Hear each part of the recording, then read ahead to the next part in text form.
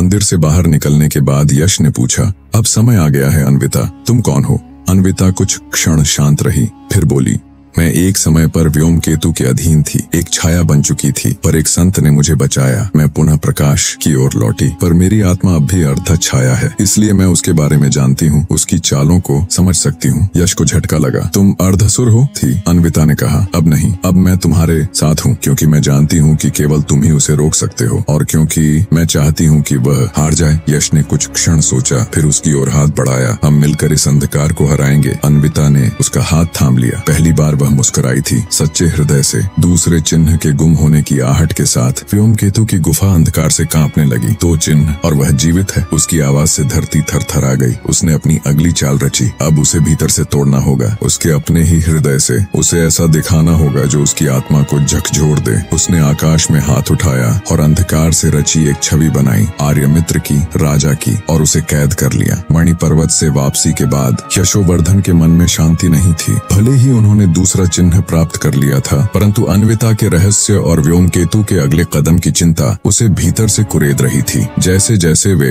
आगे बढ़े, मार्ग और अधिक द्रूह होता गया। अगला पड़ाव था सत्यशिला, वह रहस्यमय पर्वत जिसके बारे में कहा जाता था कि वहां जाने वाला हर व्यक्ति अपने भीतर छिपे सच से आमने सामने होता है। यह स्थान उनकी तीसरी परीक्षा थी और शायद सबसे कठिन। रास्ते में जब शीतल हवाएं यश के चेहरे से टकराईं, उसे सपने आने लगे, विखंडित, अस्पष्ट लेकिन तीव्र उसे दिखाई दिया। एक महल जो धधक रही आग में जल रहा था, उसके पिता राजा आर्यमित्र, जिनकी आंखें काली छाया से भरी थीं, और वह स्वयं जिसके हाथों में एक रक्त रंजित तलवार थी। वह चौंक कर उठा। अन्विता उसके पास आई। क्या हुआ? मैंने कुछ देखा, अपने आप को जैसे मैं कुछ भयानक करने वाला हूँ। यश ने गहरी सांस ली। अन्विता ने गंभीरता से कहा, सत्यशिला की ओर जाते हुए आत्मा के गहरे कोनों से छवियां उठती हैं। डर मत, वे तुम्हें केवल दिखा रही हैं कि भीतर क्या छिपा है। 5 दिन की यात्रा के बाद वे एक नीरव घाटी में पहुंचे, जहां एक ऊंची शिला खड़ी थी, ऐसी मानो उसे किसी देवता ने काट कर गढ़ा हो। उसके तल पर एक द्वार था, जिसके ऊपर शिलालेख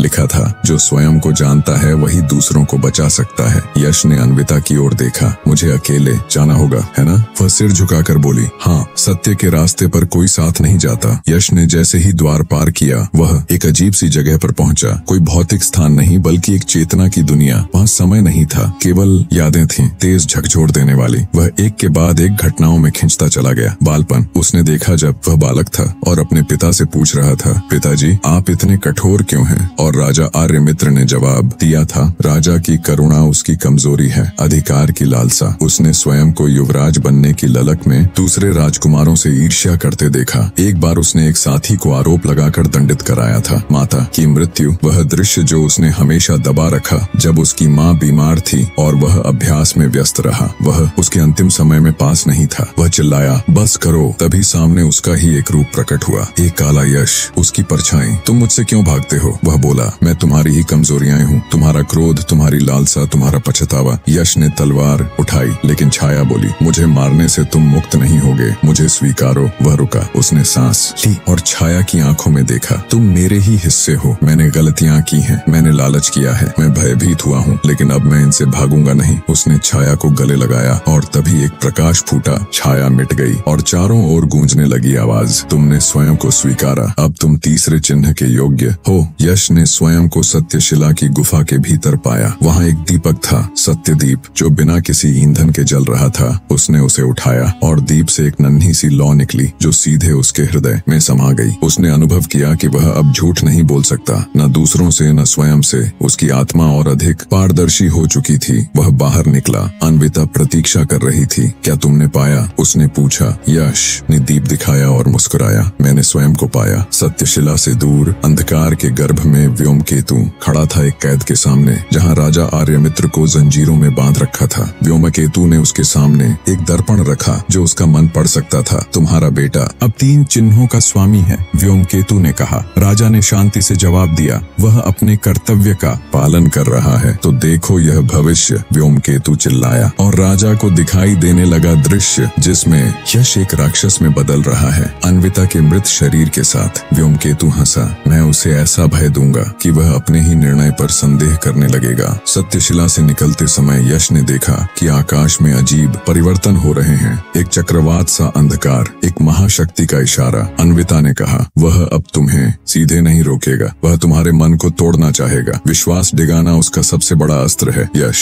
ने उसकी ओर देखा। तुमने कभी झूठ नहीं बोला मुझसे? अन्विता का चेहरा गंभीर हो गया। वह कुछ पल चुप रही, फिर बोली, नहीं, लेकिन हर सच मैंने अभी तक कहा नहीं है। यश ने लंबी सांस ली। जब समय आएगा मैं वह सच भी जानना चाहूंगा, लेकिन अब हमें आगे बढ़ना होगा। चौथा चिन्ह हमारा इंतजार कर रहा है। सत्यशिला की परीक्षा पास करने के बाद यशोवर्धन अब भीतर से पहले से कहीं अधिक दृढ़ हो गया था। 3 चिन्हों के साथ उसका आत्मबल और तेज बढ़ चुका था, लेकिन चौथा चिन्ह आसान नहीं था। यह था विनाश का दरबार, जहां न केवल युद्ध बल से लड़ा जाता था, बल्कि मानसिक दुर्बलता, संदेह और आंतरिक द्वंद्वों को भी हराना होता था। जैसे ही यश और अन्विता ने उस घाटी को पार किया जिसे लोग मरण भूमि कहते थे, आसमान गहरा हो गया। दिन होते हुए भी सूर्य छिप गया और पृथ्वी पर हल्का काला कुहासा छा गया। हर वृक्ष मुरझाया हुआ, हर चट्टान रक्त वर्ण थी। वातावरण जैसे चेतावनी दे रहा था, विनाश तुम्हारी प्रतीक्षा कर रहा है। अन्विता ने फुसफुसाते हुए कहा, यह व्योम केतु की छाया है, वह अब अपने सारे दांव खेलेगा। यश ने आंखें बंद की और कहा, तो आने दो उसे, अब मैं पीछे नहीं हटूंगा। अचानक एक रहस्यमय धुंध फैलने लगी और उसी के बीच से प्रकट हुआ एक काले रंग का रथ 4 सियारों द्वारा खींचा गया और उस पर बैठा था एक प्राचीन अंध सेनापति। काली रथ, उसकी आंखें जलती हुई कोयलों जैसी थीं। उसकी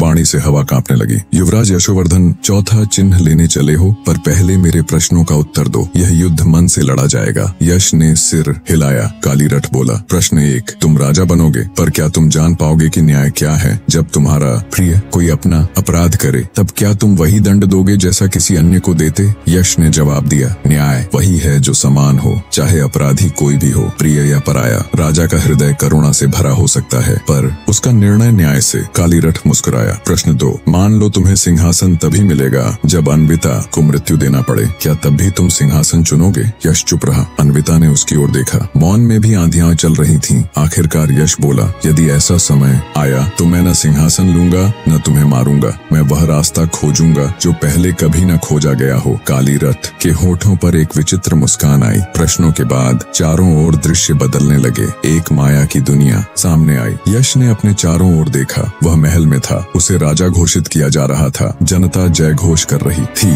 और सामने थी अन्विता, जिसके हाथों में जंजीरें थीं। व्योमकेतु उसकी हंसी उड़ाते हुए बोला, सिंहासन मिला, पर देख क्या खोया। यश चीखा, यह झूठ है, यह माया है। लेकिन आवाज आई, या शायद यह तुम्हारी सबसे गुप्त इच्छा है। यश का सिर चकराया। वह जमीन पर गिर पड़ा। उसकी चेतना में एक तेज स्वर गूंजा, यश विश्वास रखो, अपनी आंखों से नहीं अपने हृदय से देखो। वह उठा। उसने देखा अन्विता उसकी ओर देख रही थी। एक आंसू उसकी आंख से गिर रहा था। वह बोला, मैं तुम्हारी आंखों में अपना सत्य देख सकता हूँ। मैं इस माया को स्वीकार नहीं करता। जैसे ही उसने ऐसा कहा, सारा दृश्य टूट गया। माया का दरबार बिखर गया। जहाँ पहले भ्रम था, अब एक नील वर्ण की ज्योति प्रकट हुई। एक गोलाकार रत्न जो मन के संतुलन और संयम का प्रतीक था। काली रथ ने वह रत्न यश को सौंपते हुए कहा, तुमने अपने भीतर के द्वंद्व को जीत लिया। अब तुम्हारे पास है चौथा चिन्ह, मनः शक्ति। यश ने उसे ग्रहण किया। एक शीतल ऊर्जा उसकी आत्मा में समा गई। अब वह अपने भय, भ्रम और लालसाओं पर शासन कर सकता था। उस दूर अंधकार में जहाँ व्योमकेतु हर चाल की निगरानी करता था, वह अचानक क्रोधित हुआ। उसने चीखते हुए एक दर्पण तोड़ दिया। यह लड़का मेरी हर योजना को विफल कर रहा है, परंतु